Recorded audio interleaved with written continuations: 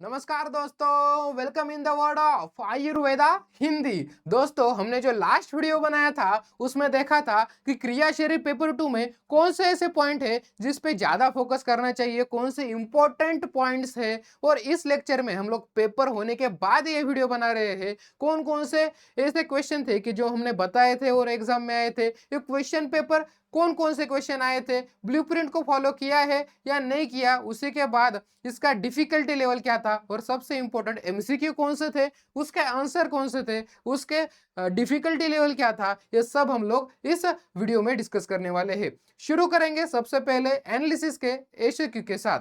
Short answer question, पहला MCQ दिखेगा, मेद धातु की क्षय और वृद्धि के लक्षण। क्षय और वृद्धि ये सब लोग करते हैं, मतलब सब बच्चे सातों ही धातु के क्षय वृद्धि के श्लोक करते ही करते हैं, इसलिए ये एकदम इजी क्वेश्चन के कैंडिडेट में आ जाएगा कि लिस्ट में आ जाएगा। ठीक है, वो हमने जो model question paper Ayurveda Marathi app में प्रोवाइड किए थे उसमें भी आपको देखने को मिल जाएगा कि मेद धातु की क्षय और वृद्धि पे हमने क्वेश्चन डाला था। दूसरा क्वेश्चन, सेलेक्टिव रीएब्जॉर्प्शन, एक्सक्रीशन और फंक्शंस इन बोमन्स कैप्सूल। मैंने बताया था यूरिन फॉर्मेशन, ये कौन से चैप्टर का क्वेश्चन है, एक्सक्रीटरी सिस्टम का है। एक्सक्रीटरी सिस्टम में मैंने आपको यूरिन फॉर्मेशन बहुत इंपॉर्टेंट बताया था, उसी के स्टेजेस आपको बताए गए हैं। सिक्रीशन, एब्जॉर्प्शन, ये स्टेजेस है किसके, यूरिन फॉर्मेशन के। मैंने जो मॉडल क्वेश्चन पेपर डाला था उसमें से describe the stages of mechanism of urine formation, मतलब आपको एज इट इज क्वेश्चन देखने को मिला। Urine formation last minute time पे, मतलब जो पिछला वीडियो हमने डाला था उसमें से भी क्वेश्चन देखने को मिला।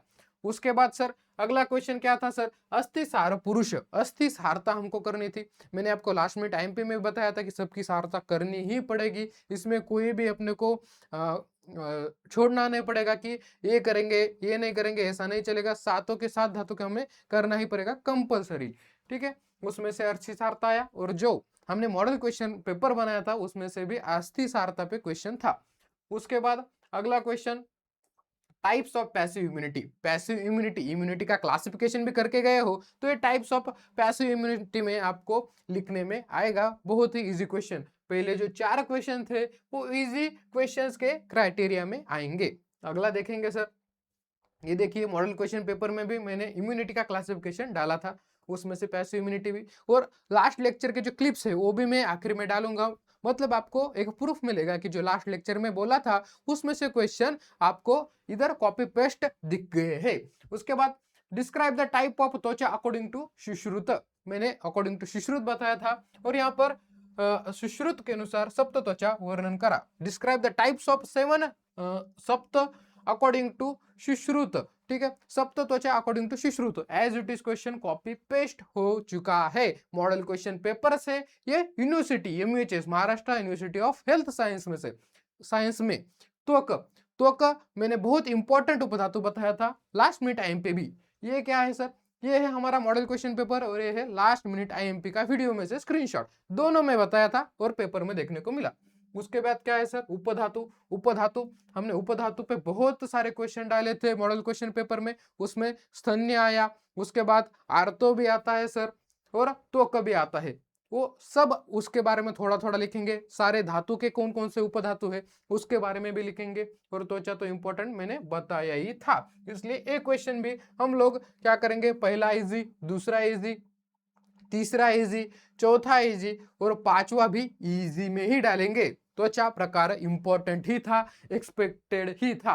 उसके बाद write the short note on nidra prakar according to Charak acharya. Types of nidra model question paper में देखिए, describe the types of nidra, also explain REM and NREM, rapid eye movement, non rapid eye movement of sleep. मैंने एक combine question बनाया था कि dream sleep और निद्रा, इसके बारे में। ठीक है, निद्रा के प्रकार एज इट इज पूछे गए थे, इंपॉर्टेंट है। लास्ट वीडियो में मैं बहुत आपको चिल्ला चिल्ला के बताया कि निद्रा कितना इंपॉर्टेंट है, क्वेश्चन पेपर में दिखा। मतलब ये वाला क्वेश्चन पहला, दूसरा, तीसरा, चौथा पांचवा और छठा ही क्वेश्चन, उसके बाद सातवां भी क्वेश्चन इजी में भी आएगा, उसमें कुछ भी कॉम्प्लिकेशन नहीं थे। उसके बाद एच नंबर का रक्त व पित्त, इनका रिलेशन, रक्त पित्त रिलेशन मैंने लास्ट वीडियो में ही बताया था कि हर धातु में कुछ ऐसे क्वेश्चंस है जो कि आपको गूगली लगेंगे, लेकिन वो सिलेबस कॉपी में दिए थे, इसलिए मैंने पहले ही आपको ये जो रक्त और पित्त इसका जो रिलेशन है मैंने लास्ट में टाइम पे वीडियो में दिया था। इसका मतलब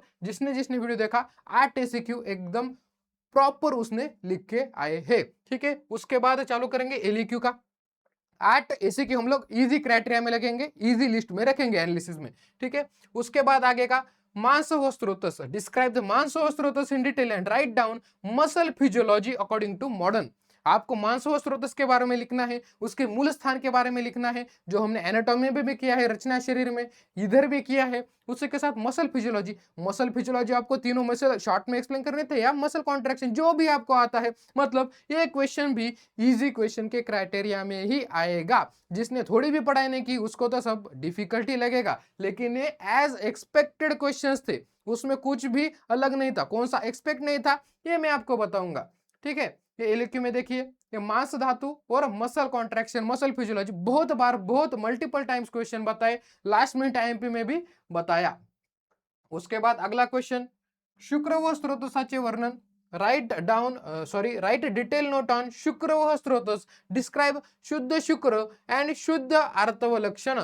आपको शुक्र व स्रोतस के बारे में लिखना है, उसके मूल स्थान आपको पता है उसके बारे में लिखना है। उसके बाद आपको शुद्ध शुक्र के लक्षण और शुद्ध आर्तव के लक्षण लिखने हैं। ये भी एक्सपेक्टेड ही था, उसमें कुछ भी नया नया आया, अनएक्सपेक्टेड ऐसा कुछ भी नहीं था। जो लास्ट मिनट आईएमपी है और मॉडल क्वेश्चन पेपर है उसमें मैंने डाला था। देखिए, डिस्क्राइब द शुक्र धातु with the following points synonyms, मतलब पूरा शुक्र धातु पे एलक्यू डाला था और उसमें शुद्ध शुक्र मैंने ये ठीक से लगा के दिया था सब पॉइंट्स में। उसी के बाद आर्तो जो है उसके बारे में ये देखिए, एसीक्यू भी शुद्ध शुक्र पे डाला था हमने।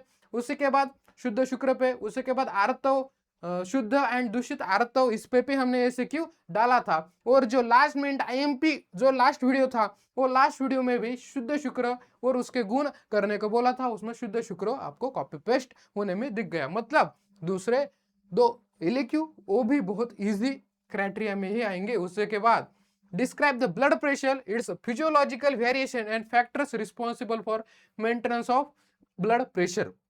ब्लड प्रेशर पे क्वेश्चन था, इजी क्वेश्चन था, लेकिन बहुत सारे बच्चे क्या करते हैं कि ये क्वेश्चन निगलेक्ट करते हैं, क्योंकि इस चैप्टर में ब्लड प्रेशर ठीक है, लेकिन उससे छोड़कर भी बहुत अच्छे अच्छे क्वेश्चन बन सकते हैं जो कि एग्जामिनर ने, जो पेपर सेटर है उसने नहीं बनाए, और बच्चे भी इसे थोड़ा सा निगलेक्ट कर देते हैं। इसलिए हम इजी से मॉडरेट के बीच में इस क्वेश्चन को रखेंगे, ब्लड प्रेशर को। जो लास्ट मिनट एमपी हमने वीडियो बताया था उसमें मैंने बताया था कि ब्लड प्रेशर और उसका जो कंट्रोल कैसे करना है, मतलब कंट्रोल मैकेनिज्म, ये क्वेश्चन आ सकता है और वो क्वेश्चन पेपर में दिखने को मिल गया है। मतलब ये क्वेश्चन इजी टू मॉडरेट के बीच में आएगा, बहुत हार्ड नहीं है क्वेश्चन, बहुत निगलेक्टेड क्वेश्चंस में आएगा।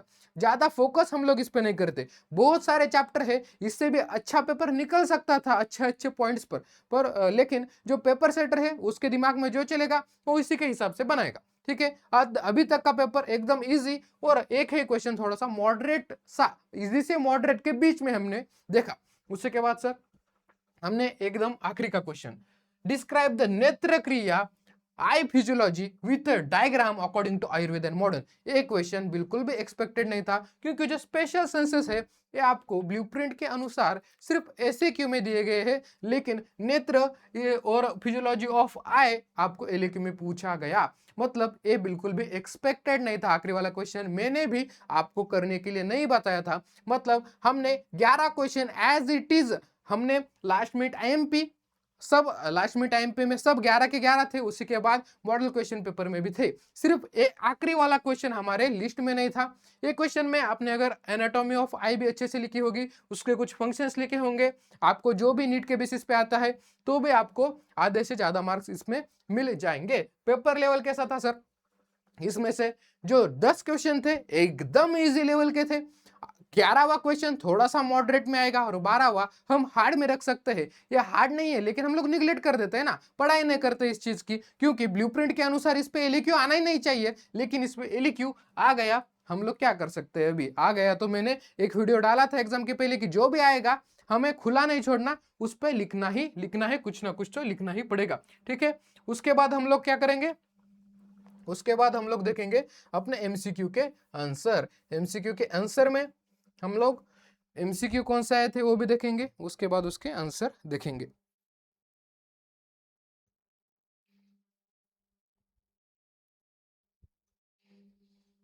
ओके, पहला एमसीक्यू देखिए, normal bleeding time is dash dash in minutes. Normal bleeding time कितना है सर, नॉर्मल ब्लीडिंग टाइम 2 से 3 मिनट। एकदम इजी क्वेश्चन है, इसमें कोई भी रॉकेट साइंस नहीं है। उसके बाद दूसरा question, dash dash blood cells of the agranular type. WBC के टाइप में कौन सी अग्रैन्युलेट साइट है सर, लिम्फोसाइट और मोनोसाइट, ये दोनों भी अग्रैन्युलोसाइट में आते हैं, उसमें ग्रैन्यूल्स नहीं होते, इसलिए इसका आंसर क्या हो जाएगा, लिम्फोसाइट हो जाएगा। उसके बाद तीसरा question, according to Charakacharya rakta motion takes place in dash dash days. रक्त रक्त पोषण टेक्स प्लेस इन, रक्त पोषण कितने दिन में होगा सर, 2 दिन में होगा, इसका ऑप्शन सी होगा। उसके बाद चौथा एमसीक्यू देखेंगे, urine gets yellow colour due to. इसमें बहुत बच्चे कंफ्यूज हो गए कि इसमें हमें बिलिरुबिन लिखना है या यूरोक्रोम लिखना है। ठीक है, अगर इस क्वेश्चन में लिखा होता कि डार्क येलो कलर या अबनॉर्मल, तो उसका आंसर हम लोग बिलिरुबिन लिख सकते थे,